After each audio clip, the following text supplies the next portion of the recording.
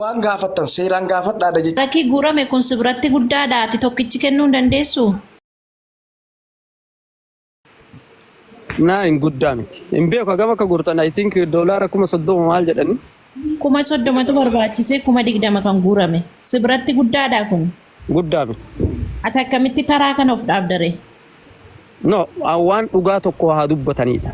Siifan an wal beekta na beekta. Dantaa birriitii miti kan dubbataa jiru. Gadi baatee amaarri waan kanarraa Oromoon hin kijibdi nu dhukkubna jettee birrii guurataa jirti nuun jechuu jiran. Arguu dhabdeetii miti ati. Argitu hundi keessanuu Haayidar mataa isaa sheeritti godhee Haayidar mataan isaa argee dhageeffataa ture. Ol galchaniillee turan. Warroota waan kanarratti hirmaatan guutuuyyuu. Barbaachisaa taanaan forjii hojjedhaa fi daa'idhaanii jiraaran. Waan amaaraan amansiistan. Beekaasan ani hanga wal beekan wal faarsan jetti Oromoon. Nama biraa irratti birriin kun itti guddaa ta'uu danda'a. Sirratti garuu yeroo ati birrii kanarraa haasoftuu baay'ee sheemiidha.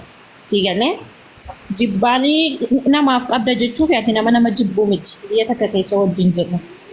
Siigalee ani waan kanarraa gaddeebitee dubbatta jechuutti baay'ee takka na gaddisiisa jechuudha. Yoom gaaffii qabaatte jalqaba ture osoo wanti kun hin godhamin sigalee Oromoon waan tufe deebi'ee hin arraabu sigalee wanta takka namaa kennitee kaatee deebitee hin arraabdu kenneefii jira kan kennee nuti immoo warri kennin immoo yoom gaafachuu qabdu turtan jalqaba gaafa nuti ol seennee Mubaarak gargaaramuu qaba yeroo nuti jennu inni immoo lakkii Oromoo warra naa kennerraa warra naan kennitetti bor na arrabsa adaraa dhiisaa bor hin danda'u tuunni jedhu anis Bonaanis, Mansuuris, Asliinis jira gaafa sana jechuudha. Diiganee abdiinis hin jira. Nuti waan kanatti gashee Rabbi Rasuulii jedhaati. Nuti Oromoo waan namaaf kenne deebinee hin arraabnu dhiisa. Duraan sin darbe. Keessattuu ati dhiisi. Ijoolleen biyya Arabaa jirtu dhugaadha. Dhufa manaaf godhaati. Birriin kun isinitti guddaa ta'uu danda'a. Doolaara 20,30 yeroo jedhamu isinitti danuu danda'a. Hasan garuu waan akkasiirraa gaddeebitee yeroo itti dubbattu baay'ee tokko sitti gadda. Haayidar ati immoo mataa keetti qoy dammatii ati immoo mataa keetti ajandaadhuma kana namni akkas irratti haasa'u. Asbiratti si qabadha asbiratti Haayidar wanni mana baneef Mubaarak wajjin haasa'uuf. Ka ajandaa kana fide anaa fi boonaadhaa fi gurbaa tokko. Jaldeessa tokko keessatti ture. Sammuu qabuun nama guddaadha sigalee waan tokko gochuu danda'u. Isa yaa isa asbiratti hin waqqasin. Isa waa'ee isaa kana asumatti haadhiisnu jedhe. Waan kana. No. Siifu. Dhaggeeffadhu as waan as Viidiyoota muramee as gubbaa deemaa jiru hin argine ati. Ilaala san dhaggeeffadhu. Qoy an. Takka siirraa sin eegwan hin beekta keessaan illee si gorsaa waan akkasiirraa tasuma sin eegu. Bakka akkasii dhaabbachuun tasuma siif hin malu. Eessa akkasiif malu sitti meen ture kanaan duras. Kanaafuu dhaabbadhuun siin jedhaa dhaabbadhu waan kana.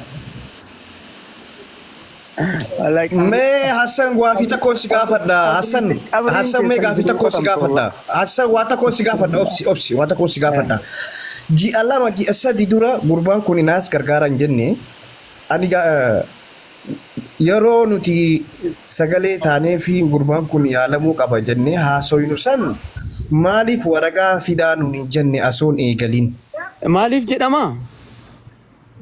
Anamma kana jechisiisu laal sittima kana jechisiisu amaarri gadi baatee maal jedhu. Deebisaa nagaa dhaabbo haa obsi no ani bar yaada kee ani uummata irraa dalaan yaada kee mormine asoo gargaarsiin eegalamin maa war xalayaa hin gaafanne.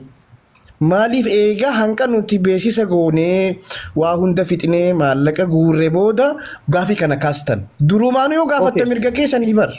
Maa duraan nun gaafatina. Eega dubbiin xumuramee gaafanneef maal akka ta'e beektaa? Nama tokko itti gargaaramu dura dhaabatuun hin barbaachisu. Dhugaa ta'uu danda'a dhukkubni sun. Addaamtani waan lafa jiru. Qumaarri eessatti taphni kun eessatti sin harkaa tabalaashee beektaa? Karaa biraa deemuudha. Osoo Kaayiroo keessa yaalame namichi kun osoo achitti yaalchisne dhanaachumatti akkuma duraanii achumatti taphatame rakkoon qabu.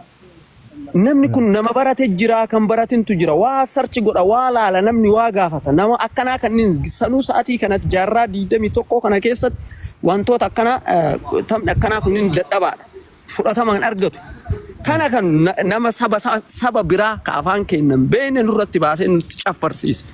Nu caffaru jiran. Maa nutti caffarsiistanii? An akka ilma Oromoo tokkotti maa nutti caffarsiistanii? No, Gaafa waan sangoota no, no. sila ganamaan gaafattee mormitee sirraa fudhanna garuu amma waan Munira waan an sin jedhaaru sin galle maa nutti caffarsiistan sabuma kana gaafuma gargaaramu wanni kun godhamu Dabaree nama alaa sabuma amaaraa kana maa nutti beektan? dabaree kennaa jira keenya. Achirratti natti deebisaa fi qoy Hasan. Feemasni Oromoo akka waan kana keessa seenuuf dhaggeeffadhu. Feemasa Oromoo akka waan kana keessa seenuuf namni hundiyyuu dubbiseera. Garuu dhaggeeffadhu Hasan. Dhaggeeffataa harkaa sagaleen koo feemasa Oromoo namni dubbifamanii jiru. Mucaa kanaa viidiyoo hojjedha. Mucaa kana hin gargaarra jennee waa meeqa itti himaa turre. Viidiyoo hojjetamellee diwiitiin goone. Kanaafuu sa'aatii feemasni Oromoo mucaa kana jibbanii hin barbaannu hin goonu jedhanitti feemasa Amaaraatu as ba'ee gargaaraa ture. Maal godhama reeshii? Okay, feemasa Amaaraati silaa isa yoo mareef akka jedhamutti abbaa qabeenyaa tokko fee Oromoon tun yoo itti jallatte namni kun dhukkubsatu argama. Ni dhugaadha. Kara takka takkatti Oromoon amma gargaarsarra dadhabee jira. Haa jennu. Namni kana gargaaruu ammoo hin dadhabu. Dhugama dhukkubni kun yoo ka dhugaa ta'u ta'e mana yaalaa isaa seenee ciisu akka amma nama biraa jechuudha. Namoonni yoo dhukkubsate dhukkubni isaa sun waan dhugaa yoo ta'e mana yaalaa seentee ciistaa achirratti waan si gaafatame san irratti irraa kafalama. Achi booda waa kadhatan achi booda waa guuran gargaarsi godhama. Kunis hammarayyuu hin geenye. Eega sammarayyuu hin godhamin namni tokko Mubaarak amma Kaayiroo itti jiru san dhukkubsatee akkuma nama tokkootitti an mataan kiyya koomentii ani isa jala barreesse. Dhayxanii dubbisuu dandeettan. Ana garuu bilook na godhee jira. Mubaarak.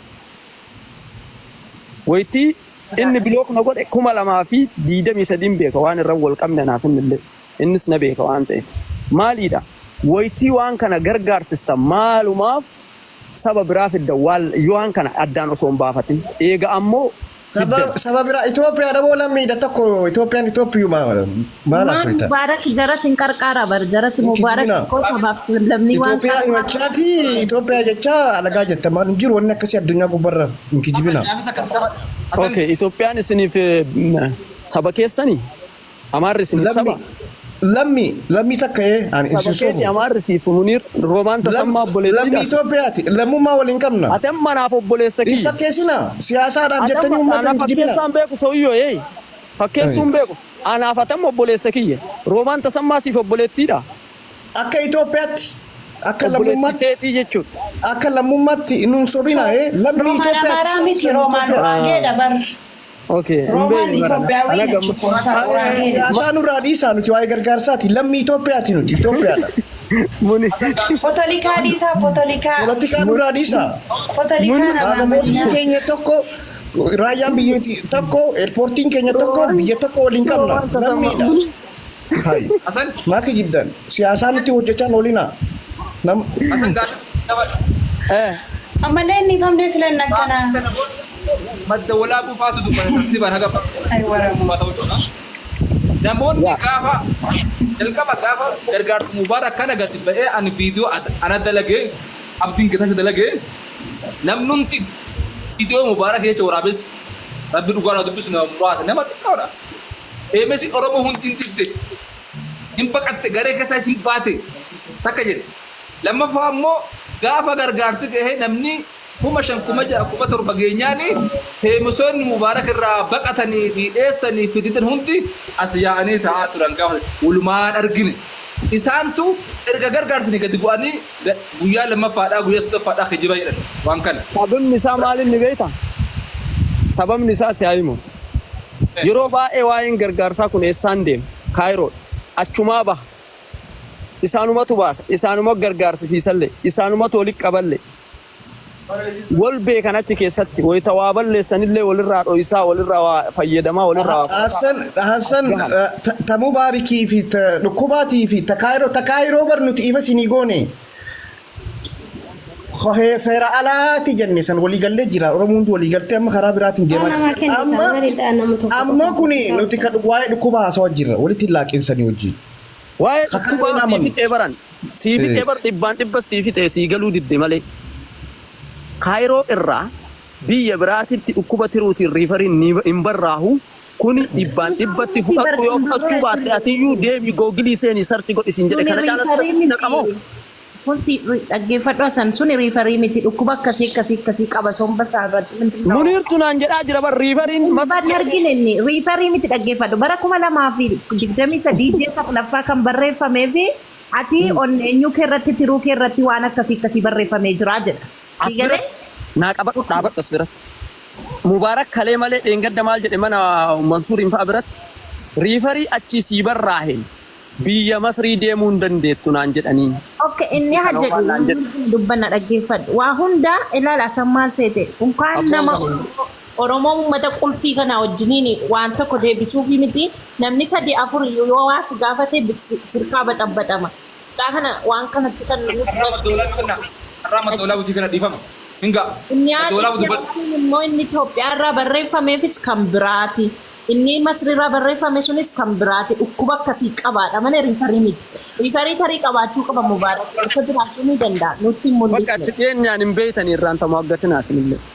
Aboo Hassan gurbaan kun nama meeqa Muniir nama duubaan dhuftee naasa himee ati si dura jira bar xiqqoo sheemis hin qabuusa nama duubaan dhuftee bar baay'ee haasoyte. Haasa'e kaa duubaan afaan si qabe. No haasa'ii miti namni ol beekee ol kabajuu danda'u abbaa gaala lama kun saayilantii jira sa'a tokko haasoytee jirta bar. Aboo madda walaabuuti kenna yaaki maal taate isaati dheeraas. Namni yoo callise amma abbaan haqaa laalu seeneen nam muytii qabate.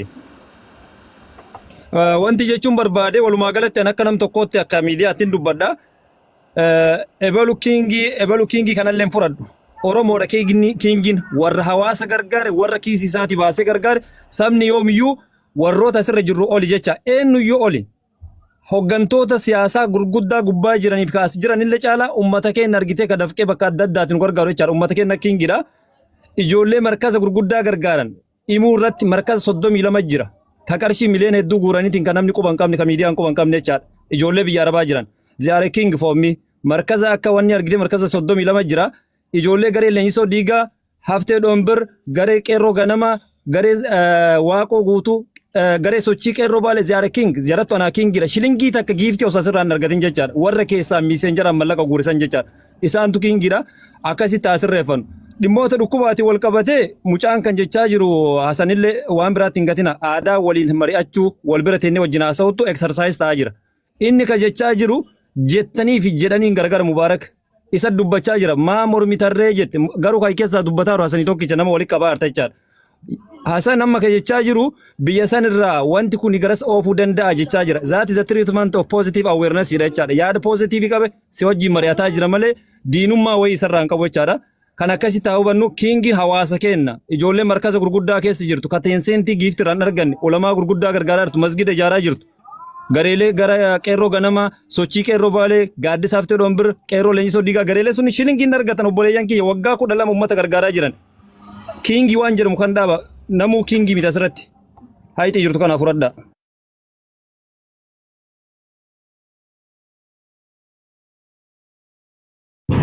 Haidar hoggani mana I think abbaa farjii dhamoo abbaa qaate ka dubbatuu qabu na fakkaata.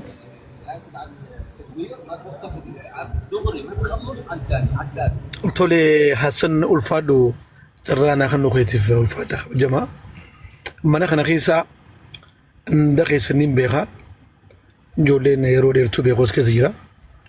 Anna waa'ee gartee gargaarsa mubeessan xiqqooraa dubbachuun barbaadu karawaan biraatiin cehaa maaliif kuwaan bu'aan qabne wanni kutee sadaqaan sadaqaadha. Sadaqaa gisee kannattee yoo deddeebistee amtee sadaqaan sunni baddiyyeetti namana. Akka nama tokkootti gurbaan Mubaarak Musammaadha. Hanga gartee gargaarsa hawaasa Oromoo kana keessa ture. Jaalannus jibbinus irraa waa faxaruu baatus ummata kanaaf tola oole. Ummata kana gargaarsa adda durummaan lallabee daaraas dibatee warra harkatus waa jalaa buufatullee ummata kanaaf tola oolee hayda mallee dhaabaase kan dhukkubsatellee akkama geesse kan nama jeesee hidhaasenillee maallaqa dala san guuree ilmaa argeessan yaala argeessan Somaaliyaa keessaa dhaabaase. Kuni tolli irraan tana siifan jireenya sii keessatti hawaasa kana keessatti gizee waa hojjettu haasofni siin dubbattuu fi hojiin gartee sii lafarra daleedu yoo ammaan tana isii jaalattuus ayyoonin sifan jaaladhees yoonin jibbees hojiin isiidhaa immoo mul'ata qabdi hojiin isii dhoofamuun taatu san akkasi beekaa waqtanaa jecha obboleessi keenya hanga dalagee hanga maajii irratti immoo dhukkubsatee kutee dhukkubni isaa sun dhugaa ta'us kijiba ta'us inumaa yoo kijiba ta'u maalin sun itti xiqqaatee badhaasa nu biraa qaba silaa kum 25 miti silaa kum 105 ta'eef gaariidha maaliif nama akkanaa kana gizee hojii irraa dhaabbate wanni takka qophooyteeti giiftiin takka kannantee fi galatoomii hanga jirtu daleedee amma immoo fixattee jettee badhaasaa nama geessa akka wadala harreetti ba'aa namarraa buusanii hudduu keessa nama zabbatanii nama gargeessuu kana Oromoo irraa mumaantara dhageenye. An akka beenu duratti namni keenya gizee waan takka hojjate badhaasa qaba amma isin keessa ilaa namtu koon filadda gurmaan sun eessa kute muniirni kute ni jira sa si harka muniir kiyya muniir kun amma adda durummaan isaa fi siifan tana isaanii waan takka mudhii qabatee kirkiri godhuun harka dhimma hawaasa kanaatti kana godhuun isaanii kun yoo amma isaan faarsuu baattellee booda guyyaa isaan hojii kana dhaabanii bara madura abaluufaa inna kalee nabbara qaceellutti waan kana dalaguu turan jettee sammuu namaa keessa dhufti maal faadhaaf falmu turan dhimma dubartoota dhimma ijoollee suudii nama du'ee abalu maal du'a dhiini nama sinii bo'oo qaba akkuma siifa nama dura fayyadamantaa jirtetti waan akkasii faa namoota dalagu kana amma soonteen boodanuu dhagayamti nu mul'atti oo namni sun waan gaarii dalagaa ture nama kana gizee maayirratti hojii kanaa dhaabe yaamteeti silaa baratamte Oromoo wal galateeffachuun beektu malee siifan teenya galatoomi gaafa akkanaa waan akkanaa tola oolte Munir Abdallah galatoomi dhimma akkanaa falmachaa turte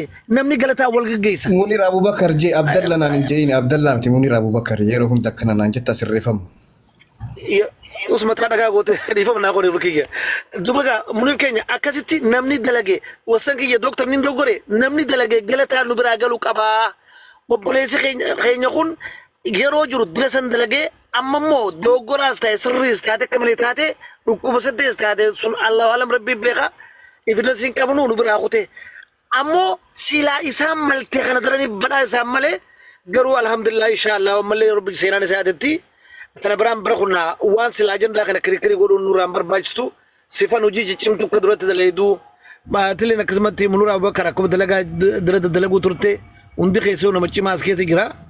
waan silaa gaggaarii hojjettan faa gafiddanii maalirraa hojjechuu qabnaa maal godhuu qabnaa waan jettan akkamittuu mata kana olii galchinee hegeree tana tolchinaa namni